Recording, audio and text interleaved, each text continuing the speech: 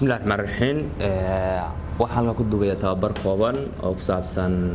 dabciga ama waxa loo yaqaan attitude waxaan rajaynayaa in wax badan kala faa'iido doono dabciga sida ogtiin waxa loo qaybiyaa labadaas oo kala ah positive attitude and negative attitude labadaas midna waa dabci qofku dabci wuxuu leeyahay midna uu leeyahay dabci wanaagsan hadaba siday ku yimaadaan waxyaalaha sababa habka dabeecadda wanaagsan lagu dhiso dabeecadda xun calaamadaha ay leedahay qofka ku sababto ayaan soo gudbin doonaa hadii la haymo dabeecadda three factors baa saameeya inaan leedahay shakhsi dabeecad wanaagsan inaan noqotid ama dabeecad xun shakhsi inaan noqoto waxa saameeya three factors kaas waxa la yiraahdaa 3E ama 3E ina waxa loo soo gaabiyaa education experience and environment ugu horeeya waa deegaanka qofka uu ku nool yahay wuxuu saameeyaa dabcigiisa wada qofkaas uu leeyahay aanay dabci wanaagsan ama dabci xun deegaanka qofka soo saameeyaa waxa weeye waa meesha ku nool yahay waa meesha ku barbaaray waa meesha iskuulkii iyo shaqadii iyo gurigii iyo deegaanka uu soo koriyo qofku halkaas waxa noqonaysaa qof marka environment uu leeyahay factor kamid ah factorka saameeya negative attitude aan lahaatay ama positive attitude aan lahaatay factorka kale waxa weeye education waxa lagu qeexaa waa change of behavior change qofku aqoon markasta uu aqoon leeyahay waxa ku sameynaysaa in dabcigiisa isbedelo inuu dabci wanaagsan yahay sidoo kale experience dawey dadka wala hadlaysid khibrad ka haysid dadka inaa la hadashin hadaba dadka dabciga wanaagsan baa ayagana qaabka lagu aqoonsado dadka dabciga wanaagsan ama dabeecadda wanaagsan leh habka lagu aqoonsado dadka waxa lagu aqoonsado waxa kamid ah dad kalsooni leh waa dad dulqaad badan waa dad farxad leh waa dad markasta daryeel sameeya oo dadka keerin u sameeya markasta ka fiir qofka dabeecadda wanaagsan leh waa geed sanad kasta bixiya miraha ama geed sanad kasta uu soo saaro miraha laga gurto salaana kale waa dareemaysaa gurigaaga waxa kugu beeran cambe ama liin ama qare adigoo sanad kasta ka gurta miro sidoo kale dabeecadda wanaagsan waxa lagu tilmaamaa isbeddelka dabeecadda wanaagsan oo ay heshid waa isbeddelka nolol wanaagsan oo ay heshid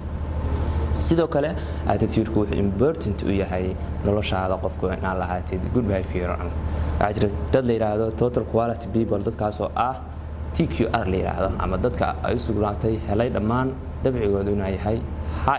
high dadka waxa lagu garto waxa kamid ah high expectation way waa dad filitaan fog bay leeyihiin dadka attitude ku wanaagsan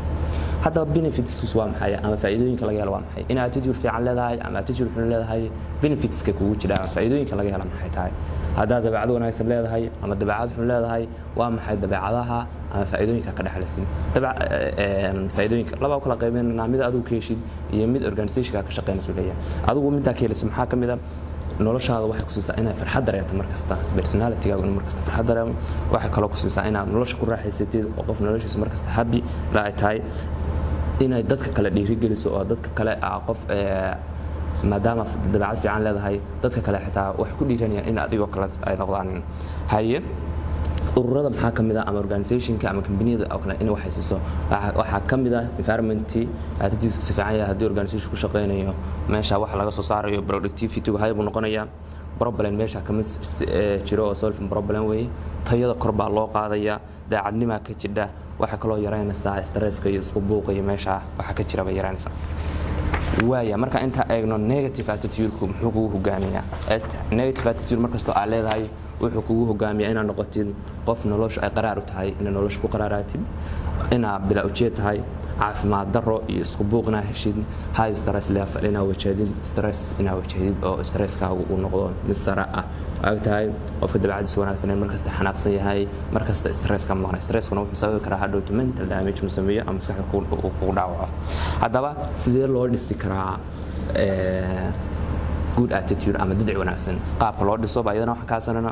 qaabka loo dhiso waxa kamid ah inaad markasta positivity waxa wanaag markasta inaad u rajaysid adigu focus on look positive attitude markasta waxa saadha ujeedkaagu ha noqdo ama targetkaagu ha noqdo qof wanaaga targetkiisa ha noqdo waxyaalaha kale lagu dhisi karaa maxaa kamid ah build into continuous education programs aqoontaada markasta inaad sii horumarisid markasta aad sii siyaasadid markasta aad maxaa yeelay aqoonta waxaan ku sheegnay roolka ugu muhiim ah ka qaadata attitude inuu yahay behavioral change inuu yahay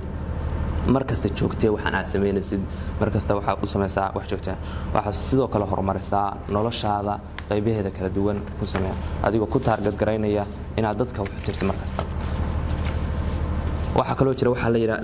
yiraahdo qaabka lagu dhisi karo waxa kamid ah si dadka inta ka rajaynaysa in ka badan si ama u qabo dadka inta ka rajaynaysa kamid tusaalahaan oo kale shakhsiga u shaqeynaysid hadii caawin ka dhacaaw dadka haw kaliya haw sameey wax ina adigu lacag ka heshid ama wax ku siiyaan maxaa yeelay dadka marka wax badan u qabatid waxa ka helaysaa wax badan oo aad ka rajayneen taasina waa qaab kamid ah qaabka lagu dhiso persistence ina sameeysid ina joogtaysid waxyaalaha aan sameynaysid markasta persistence dareen markasta ina arday tahay markasta ina qof arday tahay dareen oo ah ardaynimadiisu ay muuqato waxyaalaha kale oo kamid ah personal successful qofku sida uu guuleysan karo maxaa kamid ah waxaan ku soo gudbinayaa 10 qodob oo qofku uu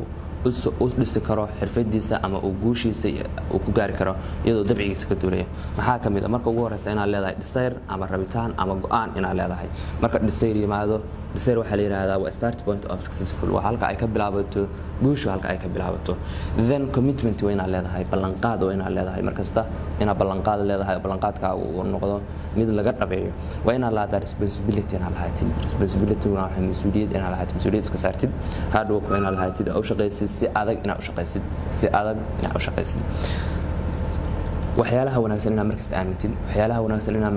aamintid character inaad leedahay in dabci jirto dabeecada dadka kula dhaqmi kartid intaas waxa ku soo gabagabeynaya maanta attitude-ka ama dabcigii ama iyo qaybaha kala duwan dabciga aan ka sheekeynay insha Allah waxa tiri doonaa qaybo kala duwan oo soo gudbin doona jimcaha waxa u mahadcelinayaa dhammaan dhalinyarada Heego Production aad iyo aad kaalin weyn ka qaateen lecture-radan soo gudbiyo aad iyo aad baan u mahadsantiin dhamaantiin jaamaco ugu horeeyo